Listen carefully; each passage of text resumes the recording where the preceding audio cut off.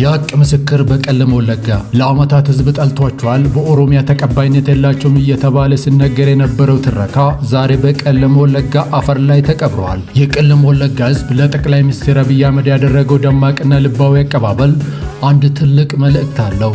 ፍቅር ያሸንፋል። እነ ጀዋር መሐመድና መሰል ፖለቲከኛ ተንታኞች ጠቅላይ ሚኒስትሩ በህዝብ ዘንድ ተቀባይነት የላቸውም ሲሉ ከርመዋል። ህዝቡ ተቆጥቷል፣ መንገድ ዘግቷል እያሉ ያሰት ተስፋ ሲመግቡ የነበሩ አካላት ዛሬ በቀለም ወለጋ የታየው ትዕይንት አስደንግጧቸዋል። ይህ አቀባበልን በስሜት የተገነባ ሳይሆን ህዝቡ ሰላምና ልማትን ምን ኃይል እንደምናፍቅ ማረጋገጫ ነው። ቀለም ወለጋ የጀግኖች ምድር ናት። ዛሬ ደግሞ የፍቅር ምድር መሆኗን አሳይታለች። በታሪክ ታይቶ በማይታወቅ ሁኔታ ህዝቡ ከቤት ንብረቱ ወጥቶ መሪውን የተቀበለው በግዴታ ሳይሆን በውዴታ ነው። ይህ የሚያሳየው እነዛ ህዝብ አይወዳቸውም የሚሉ ድምጾች ከእውነት የራቁ ለፖለቲካ ትርፍ ብቻ የተሰሉ መሆናቸው ነው። የወለጋ ህዝብ መሪው ከጎኑ እንዲቆም እንጂ እንዲገለል አይፈልግም። ውሸት ሲደጋገም እውነት አይሆንም። ዛሬ ቀለም ወለጋ መስክራለች። ኢትዮጵያ በመሪዎቿና በህዝቡ አንድነት ወደፊት ትጓዛለች። የጥላቻ ፖለቲካ ተሸንፏል። ኢትዮጵያ ታሸንፋለች።